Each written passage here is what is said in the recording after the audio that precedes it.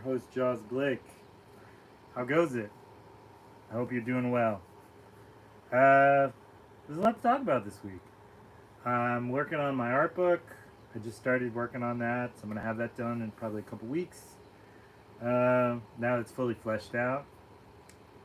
I'm having this beautiful breakfast.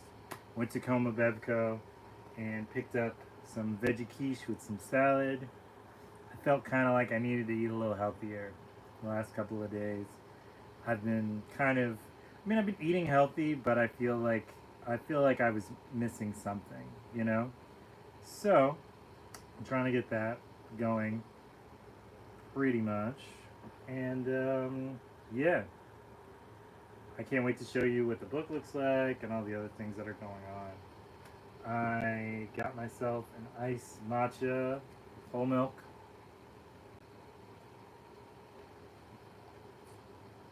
And all the gang is here, you know?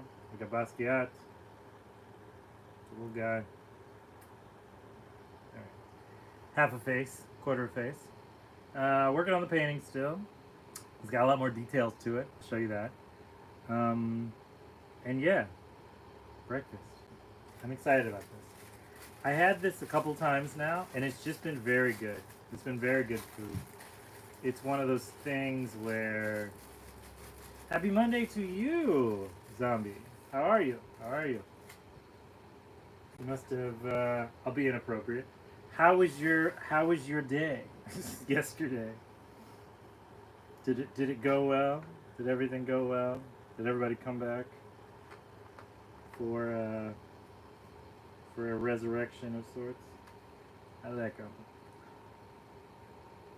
Uh-huh.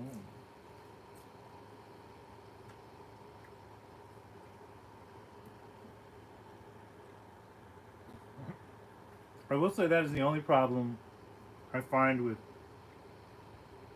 as the years have gone by, with having a beard, mustaches.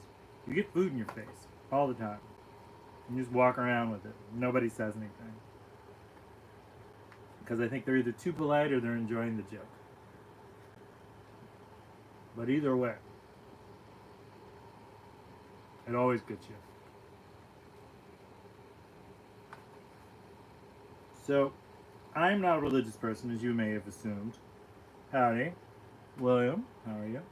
You can what that. Yeah, William.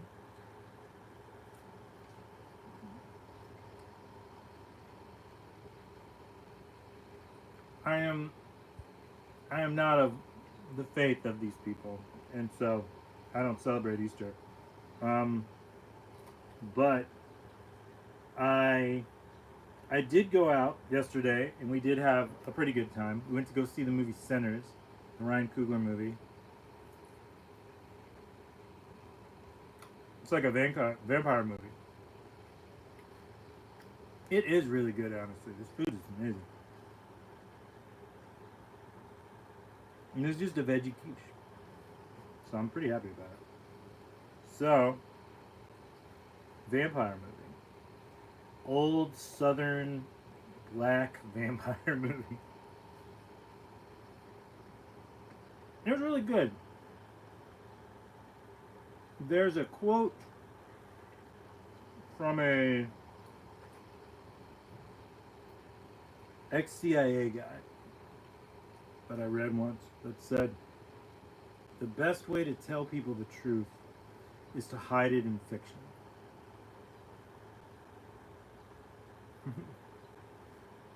I went to church and to my Nana's for Easter. That's nice. That's very sweet. I hope she's doing well. So my wife and my mother-in-law went to go see that movie. It was really good, honestly. It was really good. It has a very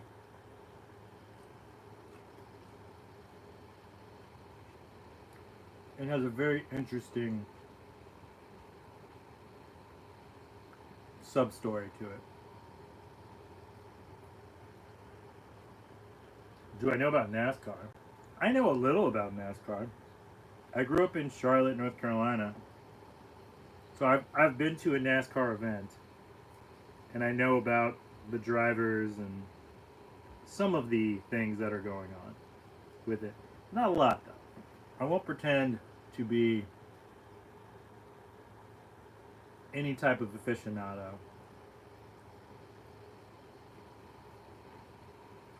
I know Bubba Wallace. I went to the Rock when they returned. Okay. Exciting. Good for you.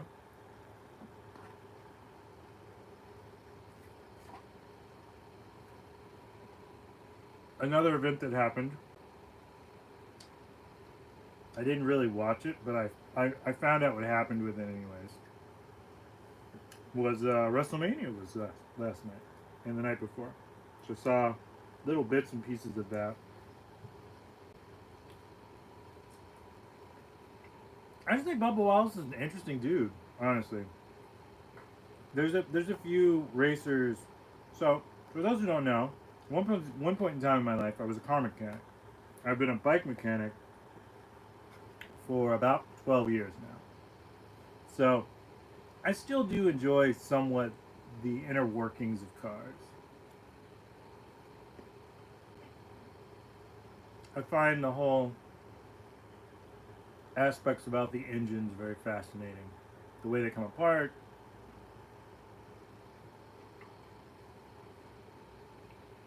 how all the little kind of intricate little pieces all work together, and even if one is just a little off, it kind of throws everything away. And I've always found that really interesting. Just the very tiny tactile aspects of it.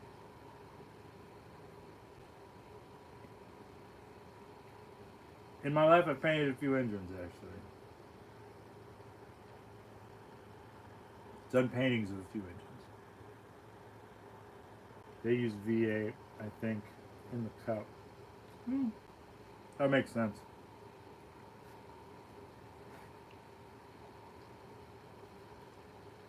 Hmm.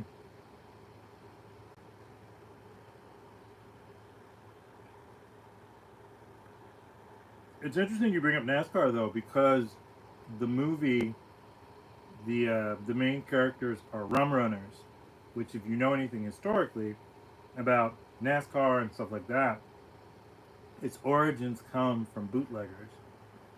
So it's kind of interesting how the two have very kind of thinly veiled similarities.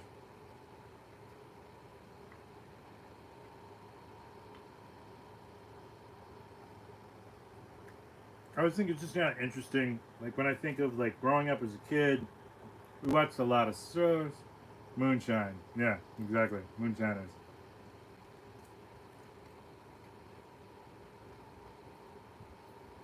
And I don't know, it's just interesting to see like to learn more and more as you get older about the history of America and how it works. You start to realize that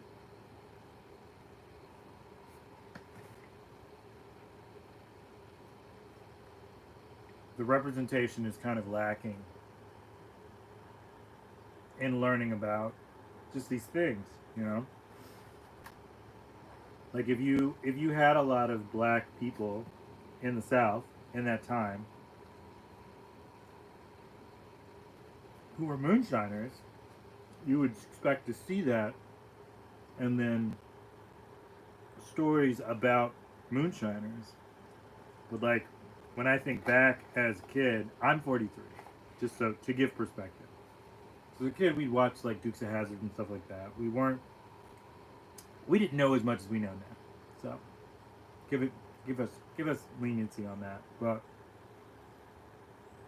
it's interesting to see how we, I don't know, we never saw anything kind of in that direction.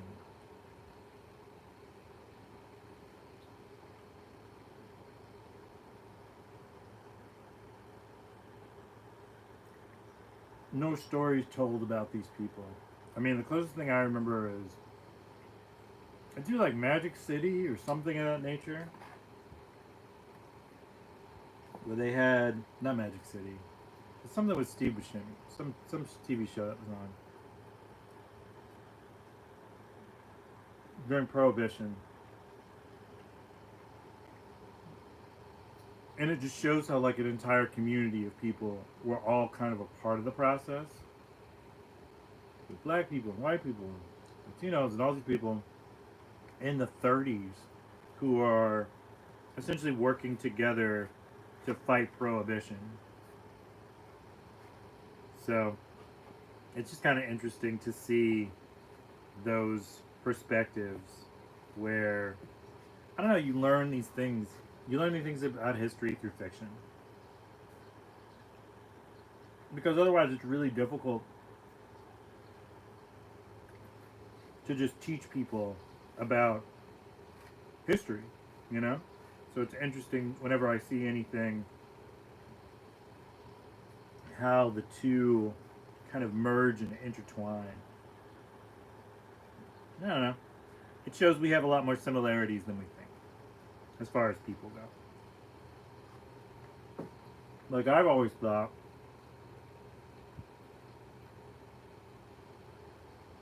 we should learn more about like the freedom riders and people like that and realize that like it was an interracial group of people who fought for civil rights.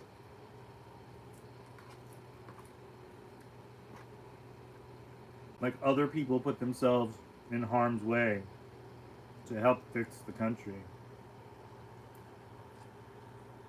to some extent. Obviously, you know, you can only do so much in such a period in a lifetime. But it's just interesting to see how the intertwining goes, how the mixing of people. It's kind of a like I'm West Indian Afro Latino, so although I've had a lot of friends that are Creole, so I've had jambalaya and I've had gumbo and I've had these things. It's not culturally mine.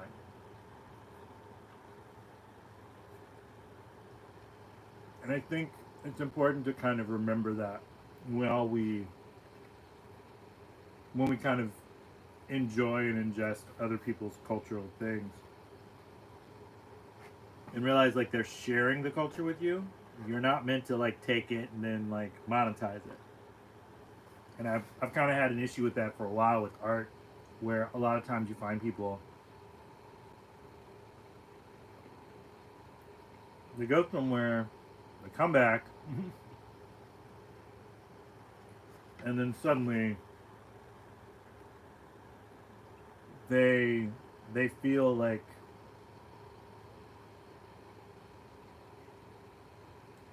still feel separate from these people, but they still kind of want to profit off of these people at the same time. Like it'd be one thing if you were like to go somewhere, you go to Turkey, you come back, you feel like the spirit of Turkey and the traditions of Turkey are now a part of your everyday life. You change the way you eat, you change the way you dress, you change the way you see people, you do all types of stuff. You speak the language, you do etc. You're not when you come back, you're not Turkish. You're someone who's there and you appreciate a lot of things. And you love them and that's great.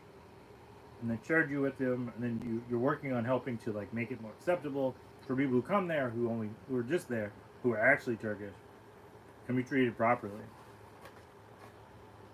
But you're not gatekeeping, you're not making like a new version of Turkey to America where the old Turkish are considered out of date and out of touch, you know what I mean? Like it's a weird thing.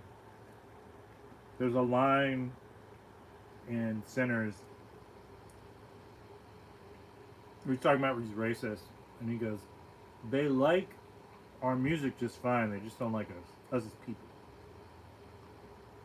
And I feel like sadly that is a feeling that a lot of people feel.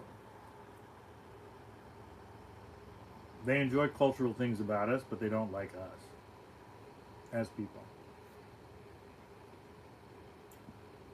And I know black Americans feel this very often. And I totally get that and I understand that and I obviously grew up here. So I understand it. So, in a lot of ways, to just somebody said like, why do people call it out though? Why do they have to like make a bigger deal about it? And it's like, well, there's a certain aspect of like because things that are unspoken amongst everyone make you think you're just going crazy. You know, like you're just like, did that happen? Is that real? And it, you know, it definitely like broods these like inner conflicts and all types of crazy stuff. And it's just not worth it.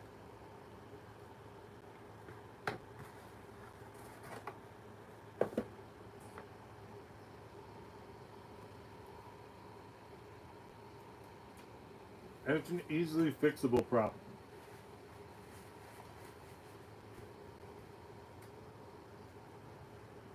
So, beyond that, very good movie. Go see it. Tell me what you think about it in the comments.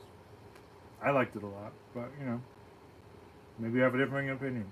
Maybe you loved it even more than I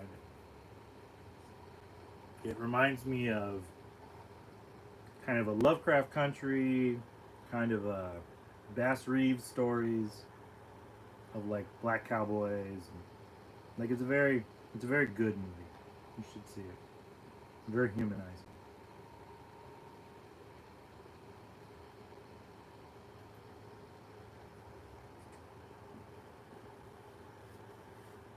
I think I don't know. I think art is one of those things where via music or movies or anything of those natures, paintings, etc., are kind of one of these things that they build bridges with people and leave spaces for conversations.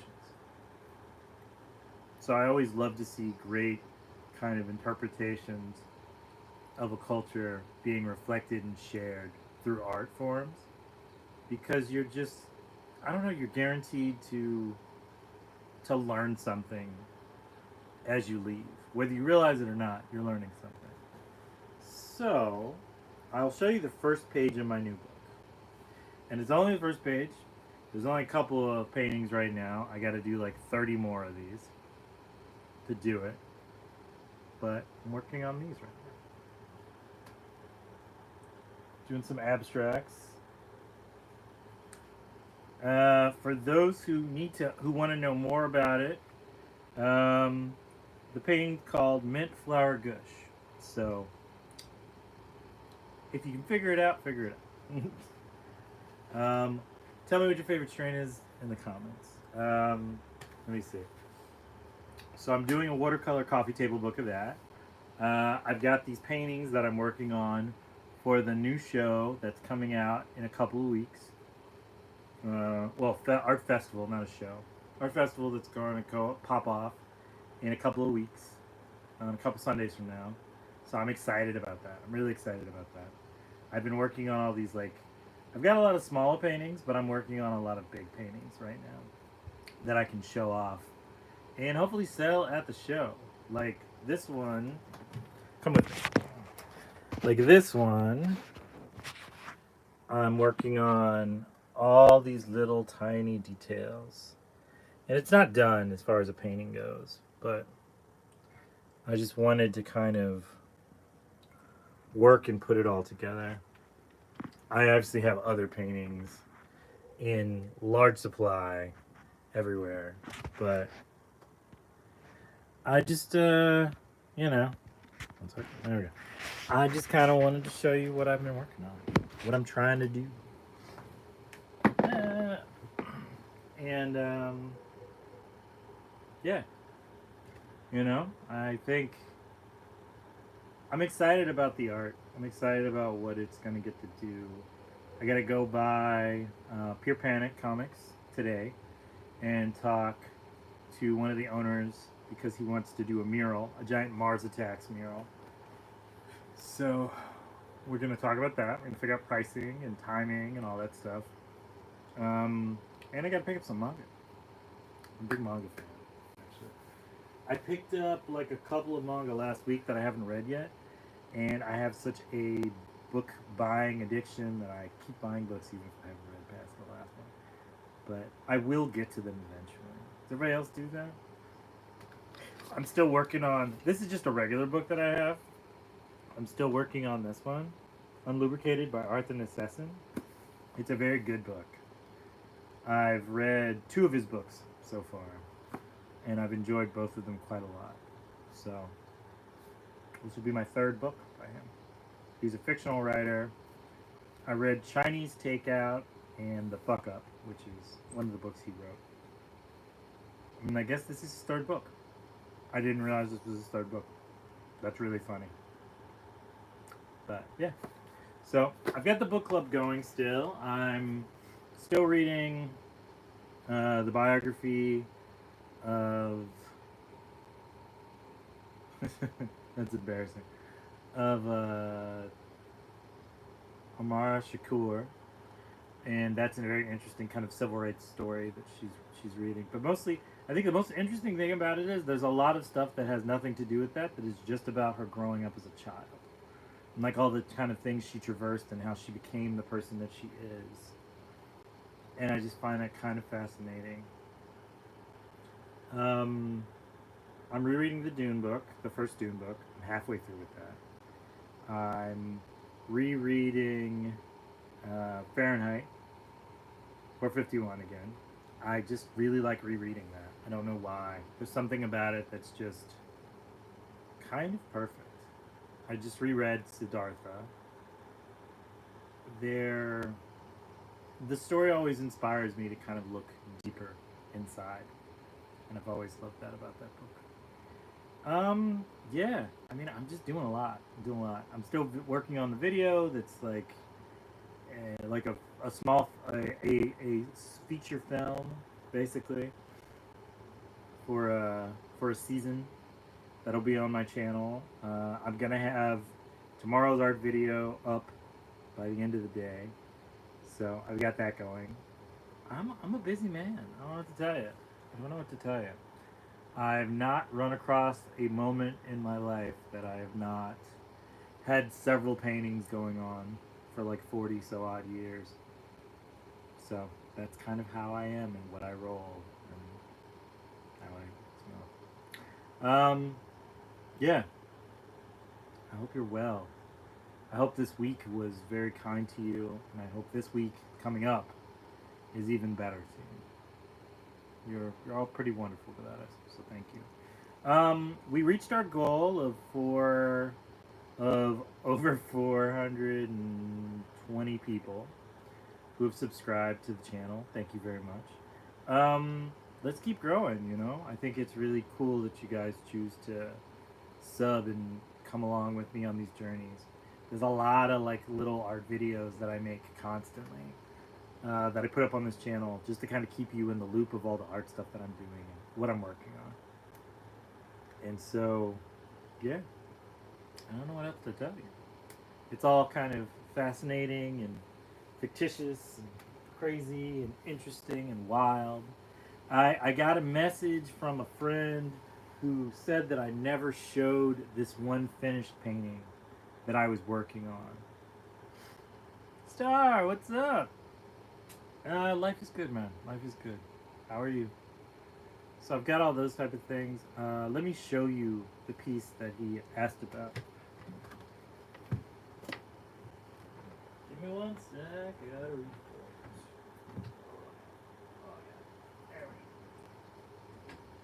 All the fun noises you make when you get old. Oh my goodness. Oh my goodness. Oh God. Yeah. So on and so forth.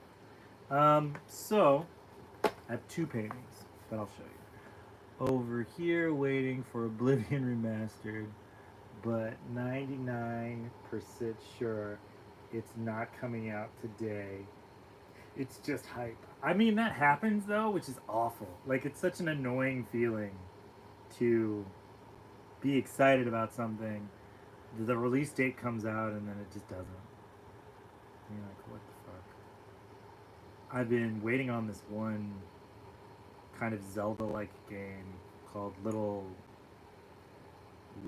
Devil Inside, and it's never coming out. I've just accepted it's never coming out. Which is funny because like I'm not a huge like entertainment person. Like I mostly, like I said, I mostly read and I listen to a lot of music and I paint voraciously. And so games have always kind of been like my downtime thing that I do when I'm not trying to plan a bunch of paintings all at once. So it gives my brain kind of like a resting moment. And yes, ADHD. So yeah, so I completely understand that. There's definitely a few movies that I've been thinking that about. Yeah, man, I play games. You play games? I do. I don't know what. What was your childhood game? You seem like you were in the age you played Pokemon. I've actually never played Pokemon. I never had any interest in that. I'm in my 40s, so like I was kind of in college when Pokemon. I was in art school when Pokemon came out. So like on a purely artistic critique aspect, I just couldn't get into it. I didn't think it was interesting enough. My game as a little kid was probably like I would play Street Fighter with my cousins a lot. That was like my big thing. We would do that. We would more do like choose your own adventure books. That was like a big thing. Or we'd go to the arcade and we'd come back and we'd draw with pastels and chalk and stuff like that. We would draw on cardboard pieces and then cut them out with very crazy kitchen shears and try and make our own video game characters when we got home. I think Double Dragon was probably like my big thing though, growing up as a kid. Street Fighter. My dad was heavy into that. And Mortal Kombat, but I grew up with Halo and GoldenEye. It just hurts. It just hurts for you to say this. It's just like, God, I'm so old. No, I understand. No, I was definitely, we were big on Mortal Kombat. We were big on Street Fighter. Um, I played Halo eventually. I remember everybody was into GoldenEye. I don't think I had an N64 for a while, so it just didn't come up as much. But we did play it. I definitely remember playing it. Ever get any artist influences from a game? Of course. I mean, everyone. Everyone's inspired by everything all the time. That's kind of the enjoyment of being an artist. Like, I think most horrible thing about the way my brain works is I could play a video game and or read a book or watch a movie or do whatever, and then that inspires me to get up, stop what I'm doing, and then just start painting and drawing things. It's the worst habit, and my wife is a saint because she loves me anyways. So, from my friend Netararu, who asked a while back to see the finished results, here you go. So, an insane amount of little pixels and details going on there, a madman's worth. And so I did that to finish it, and then I also did this one to finish it also. I've done a lot of pinup art throughout the years, so for those who followed my art, you're aware of what I do. This is more like the scale that I normally do them on, so to do them on the size that I just did that on, that I did on that one, is because I am a crazy person. I am full of lunacy, and madness is my sidecar, so to speak. That looks nice. They look like doorways or portals. That's interesting. I've heard tiles. I've never heard doorways and portals, but I like the idea. A lot of times they are kind of bisected versions of like one piece, and then I simply kind of move them around and paint them. And I move them around in here. I don't physically ever actually make the real painting that, well, not the real painting, because they're all real paintings, but I don't physically make the giant painting of these.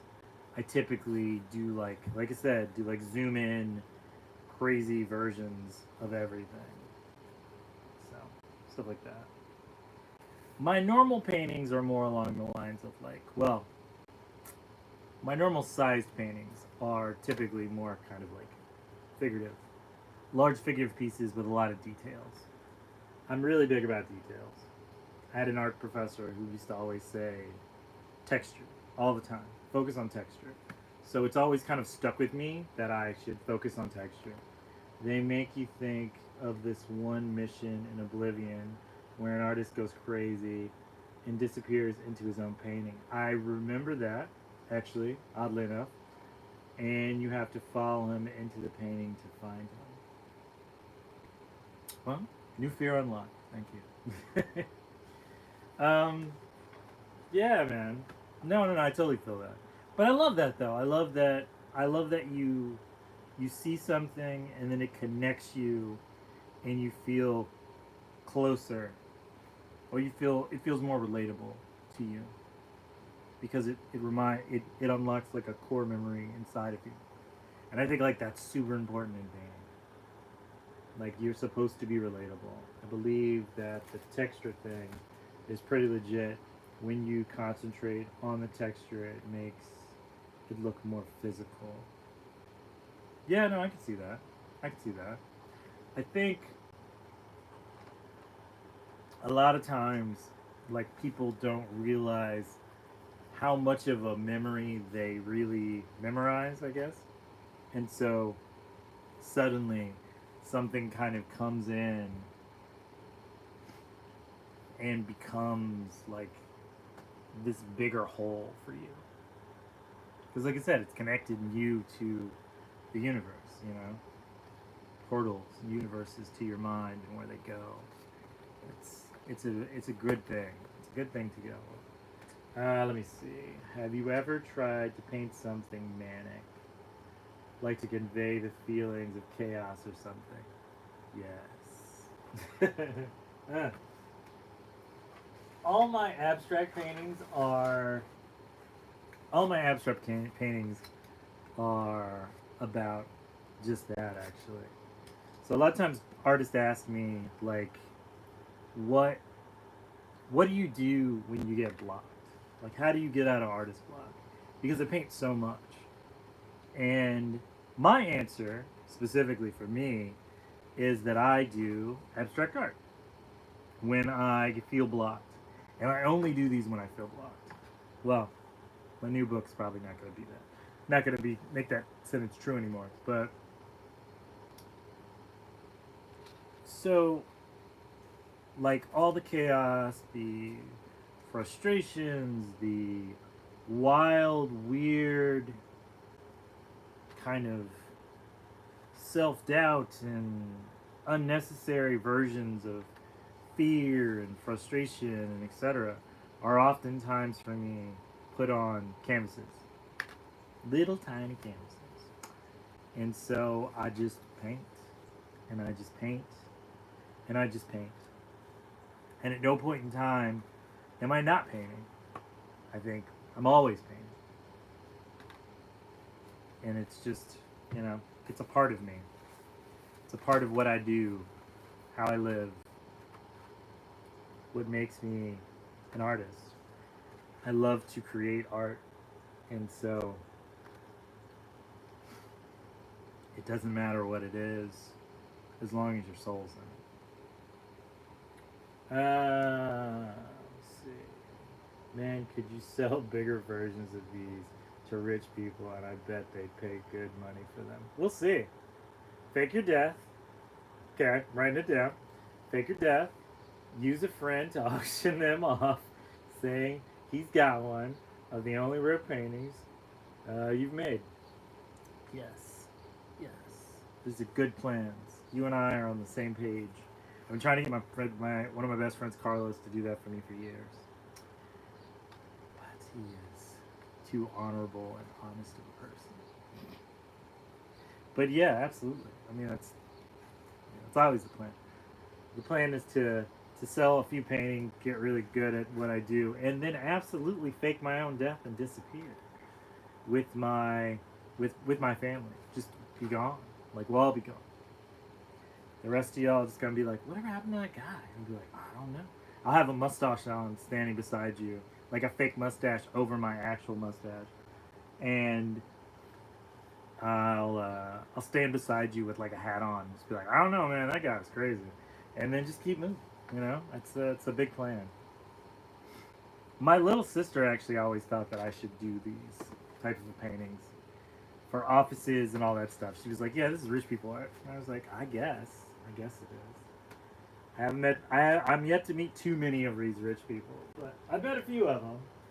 They're interesting, that's for sure. It's interesting to kind of navigate in spaces that you don't feel comfortable in, because these people are just wealthy beyond like sense and reason. I really like these abstract paintings. As someone who lives next to New York, if you put these in the MoMA, they would fit right in. We joke about doing that all the time, going to museums and kind of like installing like a little painting on the side with a little print and all the stuff, so people be like, "Oh, this is the famous art from the blah blah blah period," and you're just like, "Oh, but also this from this artist, Jowawa Blake," and I'll be like, "Shawara, say it right." And I'm like, "How do you know that?" And I'll be like, "What? I don't know what you mean." As I like sashay away in like a pullover, coveralls, looking very obvious with a toolbox. Like, what? No, never heard of him. Sounds amazing though. I love the name. Just rolls off of the tongue. I believe he's a young, well, he was a young man at one point in time. So yeah, maybe. I really love these abstract paintings as someone who lives next to the okay, that sounds like a Mission Impossible job. A little bit, a little bit. Have you ever tried sculpting? I did get into sculpting for a little while. I don't know what to do with them after I make them, though. Is my problem. I make them and then I think, well, I'll just resin and I'll cast these and then make resin versions, and just put them out into the world.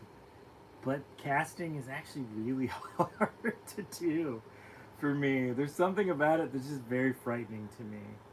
And so I've been working on trying to just not be afraid of it. My brother in law bought me a book about it, actually, that I read. It was really good and had so many great examples and techniques on how to do things. It's just terrifying because I'm so worried I'm going to be so bad at it. I tried it once, actually. I did try to resin. I did try and cast something once that I thought was really great, but I used the wrong clay, so it was like an oil-based clay, so it never dried really. And then when I tried to pull the cast, it ripped apart, and I kind of gave up at that point for a little while. But I do have plans, so that is also still happening. There will be a piece that I will make into a piggy bank, and people can buy. But I'm yet to fully actualize that. Let me see. What do you sculpt with? Is it like clay sculptures? I really like old sculptures from tribes and old societies that you'd find in a museum. It seems like you get a look into their culture. So what I typically use is like air dry clay now when I want to make something. There's something about like physically making something, to make something, to be such a visual artist the way that I am with drawing and painting, and then to take that and then make it into something physically tangible. Even like the stickers is nice. But to make like a little Funko figure type thing, not a Funko, but a figure, a small kind of thing that people could buy and make, it's just, I don't know, there's something about it that's just it's so mystical. And like you said, yeah, it makes you feel very connected when you see how things are made and how a lot of like pieces are made that you would find in museums and such. So I totally get that. I wonder if the art style changes by country. Like, do you believe these abstract paintings you make have an American influence to them, whether it is intentional or not? Probably. I mean, it's probably the case that they have American influences. I think America is such a diverse place that it's easy to pull from the cultures that the people who live in America come originally from and get that kind of secondhand American lived version of said thing. Like my family's from Trinidad, Brazil, Dominican Republic, places like that. And so there are parts of it that are very those things, but they also have a very American twinge to them in a way. Sometimes it's the way they're digested, sometimes the way they're held, sometimes it's the way they're imagined, sometimes it's a reason for doing exactly the same thing. Like I know in some cultures that my family comes from, they hold people who are older in a super, super high regard. And they do it because they feel like they are connected to a connection to the past. And then I know other people who feel the same exact way about their family and people from different times, and they just find it very, they just think it's just a thing that you do. You know what I mean? Like there's no, they're doing the same act but for different motivations. And I just always think that's kind of fascinating, you know? I've always thought it was kind of interesting.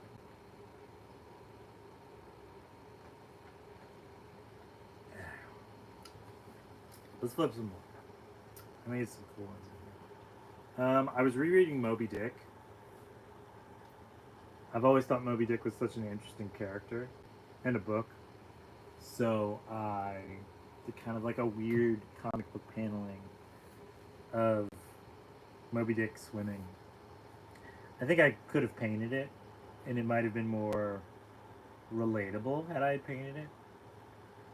Done like some grays or some blue, probably like a blue for the whale, but then it would make sense because he's a white whale.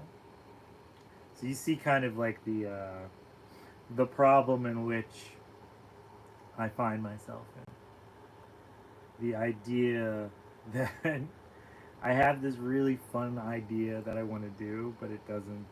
But because it has backstory, you can't really just do it. So it's kind of funny in that way. I had a moment where I was in love with bees, and so bees came out in a lot of things. A lot of paintings have those bees in them. What about suffering and art? I've heard a lot of people who said Russia made tons of art and books during the 20th century. Even France after World War II had a huge movie scene. Do you think suffering experiences in general can influence art? As crazy as that sounds. Oh, I like those colors in the bees. I love this. This is good. So I have two feelings about that. I think suffering is oftentimes something that's very easy for people to latch onto because it's kind of one of those things you can't force you can't positivity your way out of suffering while you're in the middle of it. So it's kind of it's like glue on your bones in a way. So you just kind of have to work it off as time goes by. And I think a lot of times art is kind of how people work that off. I'm not surprised that Russia and France and a lot of places in Europe had a lot of paintings post World War II. I know a lot of paintings were destroyed during World War II. So there's a lot of art that the world never got to see again because the Nazis burned all of it. I do think it's always interesting though that like when people talk about World War II and all the art and all the stuff that's going about, that they like to center it mostly around Europe and America when it's literally called a world war because literally the whole world had something going on at the time. Nobody was really kind of a conscientious observer. It was like I'm not really doing that stuff. So here the Nazis got rid of Bauhaus in my last class. Yeah, I mean Bauhaus was such a weird architectural movement though. Like in America, because a lot of the Bauhaus, a few of the Bauhaus architects came to America, and then because the war was going on, they did not have like steel and I'm trying to think what it was. Steel and wood were like very expensive at the time because of everything that was being kind of put towards war stuff. So concrete and rebar became stuff that they used. So you see a lot of Bauhaus like stucco American versions of like stucco buildings made out of just concrete that kind of come about that. And they're very sad buildings. Like when you look at them, you can tell like a sad person made them because there's just I mean, you get to the point where and after you see something so much, you don't realize how different it is until you travel to like a different part of the country where that's not prevalent. Like we went to Portland like a decade ago, and their architecture is so much different than the architecture in Maryland, for instance. We're both states that live on the coasts, but they're different coasts, and they had different architects, different styles in which they kind of built everything. And it's always very interesting to see as you travel around, even like parts of New York and stuff, from the cities to the from the city to the little towns and so on and so forth. And you look at like Brooklyn compared to like Buffalo, they're so different. It's almost screaming with the identities in a lot of ways. I never seen any Bauhaus stuff. I only know they came up with the color wheel. I feel like that's yeah, no, I think that's right. I don't remember much about that part. It's weird. It's weird the things you pick up in art school. Like I remember textures. I remember learning about like different types of color patterns, matching, color theory, and a lot of stuff.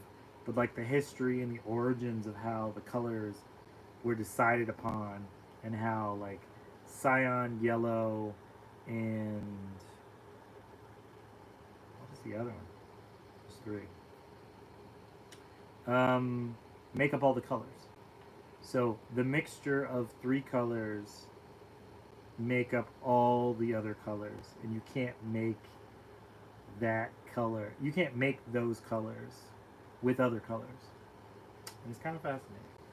I know when I went to Toussaint, there's French art, architecture everywhere because the French colonized them. So Toussaint will have a mix of different architecture, which is real interesting. Yeah, it is kind of. Annapolis is kind of like that in Maryland, where you have a very like squat kind of homestead look, and then when you get to certain points, it becomes more kind of American Gothic in a way. And it's just I don't know. It's interesting. It's interesting to see the quick quick change, quick difference. So I've always found that really fascinating. Also, they're all a little different though. Let me see. I have a drawing from the sculpture when I was planning it out in here somewhere. If I can find it, which I'm sure I will, because there's only a couple pages. No, no. This is all fascinating, I know. So I started kind of planning out the sculpture at that point. I figured I needed to have like something from every angle, every possible question that could be questioned about it. So I wanted to make something that was more kind of the idea of it. And then the actual piece is this.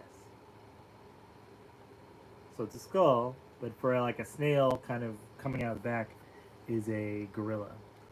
And I really wanted to kind of do that. And so I made it into an actual sculpture. And then I am going to cast it, and I am going to do all these things. But it's a process, you know? It's a process. An odd, crazy process. You'd like the Marilyn Manson. You'd like, you'd be like the Marilyn Manson of painting dog. Okay, that's fine.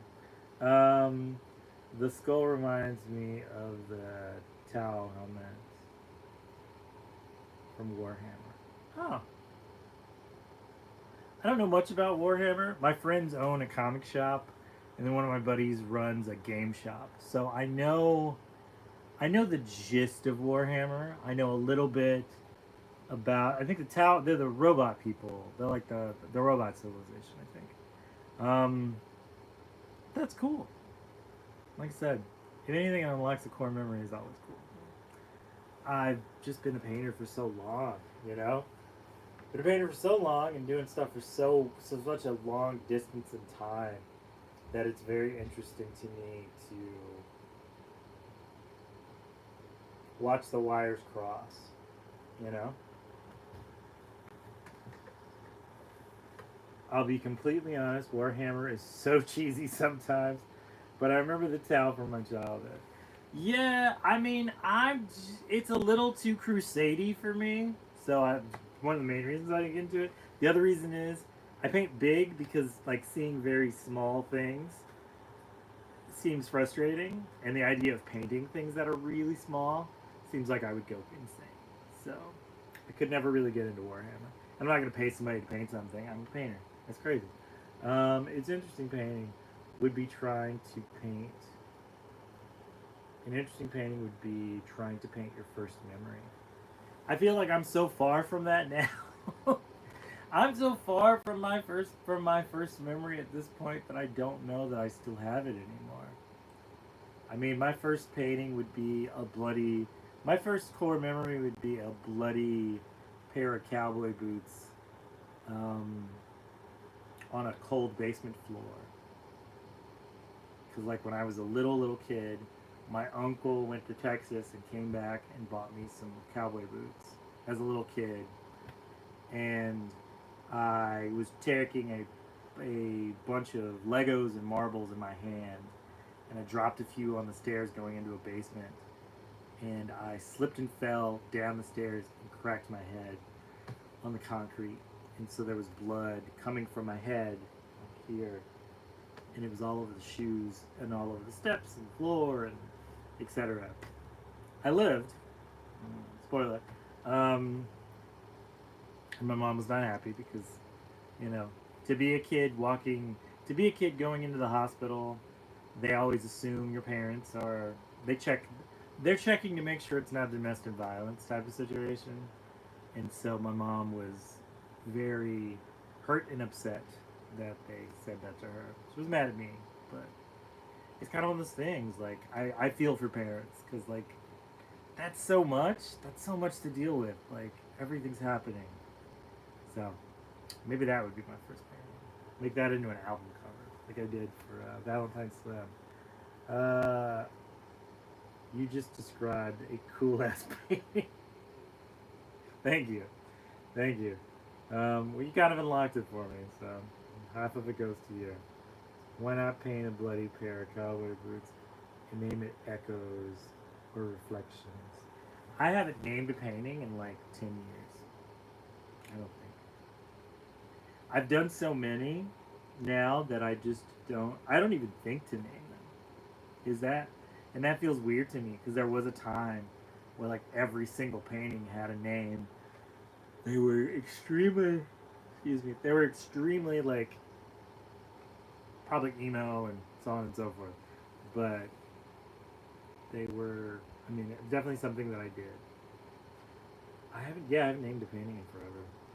I think the last time I purposely named a painting was because someone asked me what the name of the painting was when they bought it. And so I came up with something on the spot. And that was basically about it.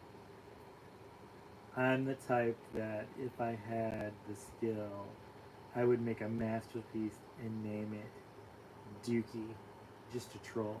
I mean, you're in the right boat. I mean, that's a lot of us would do a lot of things to troll people, if nothing else.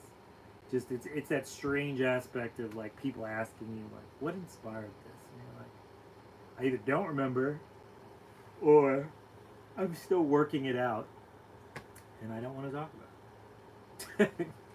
It's a strange world we live in that way. That we make things, we share things, and then we decide not to share certain things. I remember I did this one gallery show where this lady told me, she goes, well, you're a painter, so you must be really conceited because you probably spend like all your time being like self-analyzing. I was like, I don't I don't know how to respond to this attack, ma'am. I just don't. I didn't do anything to you. I don't know why you would come at me in such a aggressive way. Oh, I finally beat Tears of the Kingdom, by the way. Well, I got my wife to beat most of it, and then I took over at the last part. She wanted me to finish it. It was beautiful. It was really nice. I played it, and then I kind of put it down, and I never came back to it. I'm bad about that sometimes with games. One thing my art teacher said is part of selling art is being a good scam artist. Do you believe that? I think people want a story. And I think sometimes you have to give them more of a story than there is a story to tell when selling artwork. So, to an extent, your art teacher is correct, and on the other hand, it's absolutely correct. Yeah, I mean, there's a certain aspect of it, like you have to suddenly realize that, like, in order to make people feel connected to what you do have to kind of let them feel like they're getting to know you, and then they're taking a piece of you with them when they buy a painting and take it home. So in that aspect, yes. Tears of the Kingdom is so huge. I don't know how to beat that game. My wife mostly beat that game for me. She went apparently. So I was already all the way to the end of the game, and I didn't collect any armor. I didn't really collect most armors, and I didn't upgrade things, and I didn't do all this extra stuff you're supposed to do. And so my wife went back and got me like all these things that were supposed to help me fight the boss at the end of the game. And then she mostly fought the boss at the end of the game for me. And then at the very last act, she had me take over because you kind of can't die. The way she set it up for me. And so then I beat it, and it was good.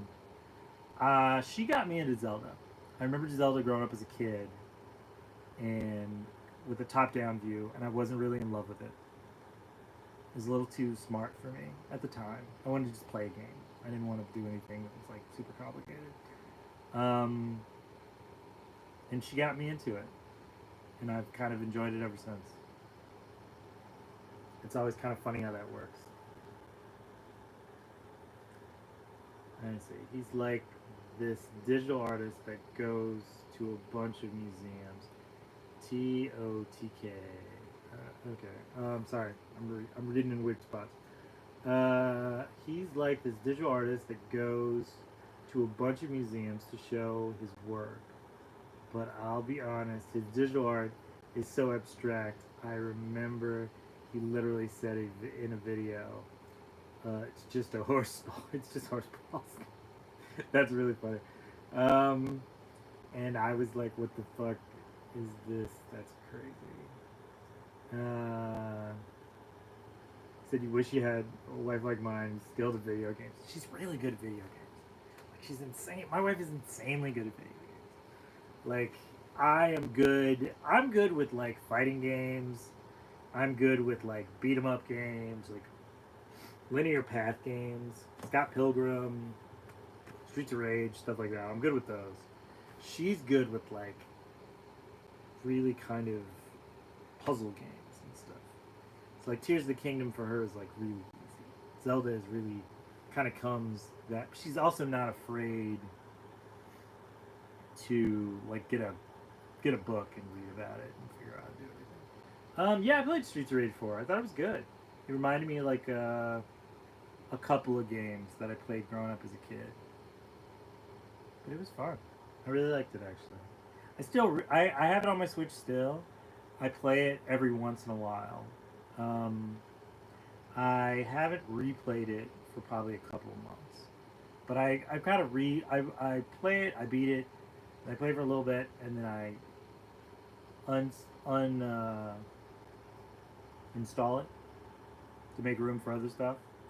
And then inevitably I download it again and play it again. It's one of my favorite games, easily.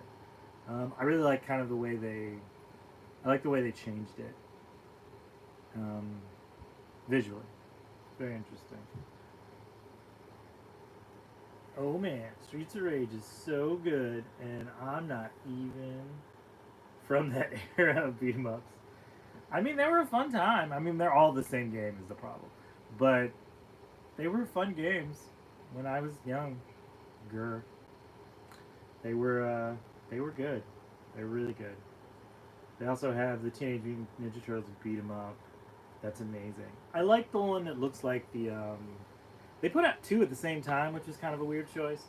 I like the one that looks like the newest movie because I really like that movie. It was just very funny, and I like the art style and stuff like that. I grew up with Teenage Mutant Ninja Turtles as comic books, but also as TV shows and movies and all that stuff. So it was always kind of interesting. Is that the top down one or the 2D one? The top down one. No. No. I think it's the 2D one. It's the one that looks like the one from the movie. It looks like the characters. The Ninja Turtles are like different sizes and shapes. I always thought that was just kind of an interesting, tiny little detail that kind of seemed kind of fascinating to me. So let me see. Never liked turtles because I had a pet turtle that used to dock on my hands. Oh God. Wait, that's awful. Yeah, those little things bite real hard.